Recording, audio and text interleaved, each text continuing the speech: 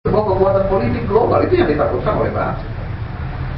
Sehingga dimunculkanlah metode-metode dalam berpikir, dalam memahami kitab suci itu. Bagaimana caranya supaya ancaman Islam ini itu tidak terjadi. Kenapa? Karena dunia Islam ini memiliki sumber daya alam yang luar biasa, yang tidak dimiliki oleh Barat dalam hal ini.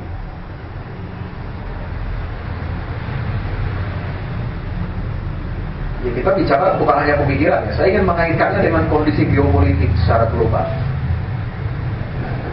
Kalau kita hanya terpaku karena pusing mikirin bagaimana caranya menangkal liberalisme, menangkal orang-orang liberal ini, sebenarnya orang-orang liberal itu bagi saya itu hanya pion-pion kecil yang dimainkan untuk kita ribut sendiri. Ya, kemudian bagian kena virus itu lalu kemudian dia menjadi Islam itu hanya menjadi aksesoris saja. Kenapa? Karena mereka ingin tujuannya adalah untuk menguasai dunia Islam ini. Dari segi kesuburan, dari segi sumber daya alam itu semua melimpah di negeri-negeri Muslim. Ya. Apa yang disebut dengan bulan sabit, daerah bulan sabit di dunia ini, itu yang membentang dari Afrika Utara sampai Asia Tenggara. Kalau mau dibikin grafik itu bentuknya melengkung begini. Itu negeri Islam semua. Dan itu subur kaya-kaya. Entah itu kaya sumber daya alam minyaknya, mineralnya maupun juga tanahnya, pertanian. Karena yang memasuk pertanian sumber-sumber pangan dunia ini termasuk yang paling besar adalah dunia Islam. Yang memasuk energi dan mineral untuk kepentingan Barat itu juga dunia Islam.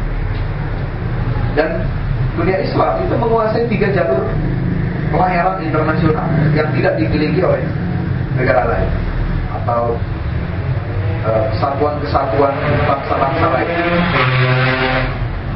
Kita memiliki apa yang dinamakan sebagai terusan Suez, itu jalur penting dunia ini. Kalau tidak ada terusan Suez itu lambat dagangnya, harus mutar dulu ke Afrika lewat Samudra Pasifik, dan itu resikonya besar, lama. Kemudian negara Islam itu punya Selat Hormuz, Teluk Persia itu jalur perdagangan, jalur pelayaran untuk mengangkut minyak. Itu kalau di embargo, di boikot, yang negara-negara asing itu selesai. Dan kita ini Indonesia, Malaysia ini menguasai jalur Selat Malaka. Itu penting pelayaran dunia itu. Ini yang tidak kita sadari, kita hanya bermain dalam tataran-tataran yang kecil. Nah, jadi sebenarnya lalu muncullah bagaimana liberalisme itu dipasarkan di Islam ini, ya. Sehingga diperkenalkanlah metode yaitu disebut dengan hermeneutika. Yaitu apa?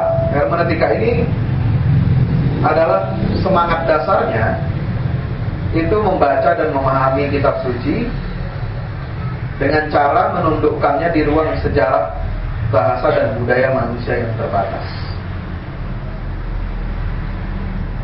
Sekuler sekali. Kitab suci itu tidak ada kaitannya dengan Tuhan. Apa yang tertulis di situ adalah harus dipahami, ditundukkan dalam ruang sejarah. Sejarahnya terbatas, bahasanya terbatas, dan budayanya terbatas. Budaya Arab pakai mediumnya bahasa Arab, sejarahnya sejarah pemikiran yang ada berkembang pada saat itu. Jadi mereka tidak percaya adanya sumber atau hukum-hukum Allah yang sifatnya absolut. Nah, dari sinilah karakter dasar hermeneutika itu memang mengajarkan relativisme. Segala sesuatu itu tidak mutlak. Apa yang di dalam Al-Quran juga tidak mutlak, tidak absolut. Selalu dipertanyakan dan selalu dibenturkan dengan realitas ataupun kenyataan-kenyataan yang ada di tengah-tengah manusia. Apa yang hukum pembagian waris, kemudian masalah pakaian, ya, pakaian atau jilbab bagi muslimah, kemudian masalah hukum pidana Islam, ya, dan masalah-masalah lain termasuk isu-isu HAM, hak asasi manusia, bagaimana soal perkawinan beda agama dan sebagainya. Ini menjadi yang itu selalu mereka angkat. Ya. Nah, ini bahayanya hermeneutika ini, saudara-saudara. Kalau kita menggunakan metode penafsiran model hermeneutik terhadap Al-Quran, ini bisa tergusur semua ajaran dan hukum-hukum Quran dan Sunnah. Jadi bulldozer yang luar biasa. Akibatnya akan melahirkan masyarakat Islam Muslim yang sekuler dan liberal, tidak punya pegangan lagi terhadap kitab suci, tidak percaya lagi kepada hukum Allah Subhanahu wa Ta'ala. Jadi salah satu tujuan ini, kajian pendekatan hermeneutika ini adalah berupaya untuk menggusur, ya, ajaran-ajaran Islam yang baku, yang bersifat salafis. Supaya apa? Nah, kalau sudah digusur, lalu dimunculkanlah model-model pemahaman tentang Islam ini yang ramah, yang kompatibel, yang cocok dengan nilai-nilai modernitas sekuler. Kalau selama ini masyarakat Muslim itu dinilai tradisional, konservatif karena memegang ajaran Quran, itu kan tidak ramah dengan Barat. Bagaimana mendudukan laki dan perempuan, itu kan bertentangan dengan model hubungan laki-laki dan perempuan di Barat. Bagaimana persoalan hak asasi manusia, ajaran-ajaran Al-Quran dan Sunnah itu bagi mereka ya tidak cocok. Apalagi sekarang setelah era modern ini, sekarang yang menjadi patokan itu seluruh dunia diikat harus mentaati konvensi HAM PBB. Setiap negara, seluruh negara harus meratifikasi deklarasi HAM universal model PBB. Yang itu siapa yang memulai dan menginisiasi itu Barat, negara-negara adidaya. Mereka merumuskan deklarasi HAM PBB itu ya berdasarkan nilai-nilai sekuler. Makanya ditolak oleh negara-negara Islam dan muncullah deklarasi HAM yang dikeluarkan di Kairo menurut sesuai dengan syariat Islam. Jadi HAM itu tidak universal, dibatasi oleh agama dan norma-norma.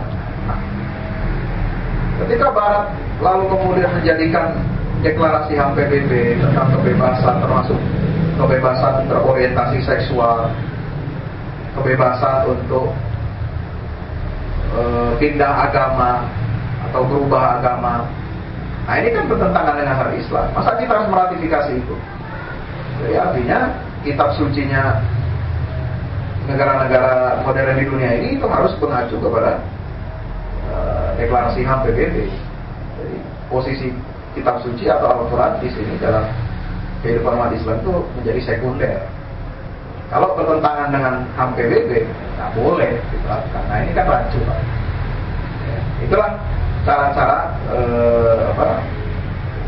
liberalisme ini untuk mentaati Al-Quran. Nah ini persoalan bagaimana hubungan hermeneutik ini dengan takwil. Memang ada kesamaan terjemahan dari bahasa Arab, dari bahasa Latin, hermeneutik bahasa Inggris ini ke dalam bahasa itu ada istilah takwil juga. Cuma tidak sama. Orientasi hermeneutika dengan takwil tidak sama, apalagi dengan tafsir. Apa bedanya? Ya, pertama, ya, hermeneutik ini digunakan untuk mengkritik Bible. Dalam artian dia dipakai untuk bisa memahami, karena mereka yakin Bible itu sudah tidak otentik, ya, dan mereka tidak punya teks lain, ya, maka digunakanlah hermeneutika ini untuk memahami Bible itu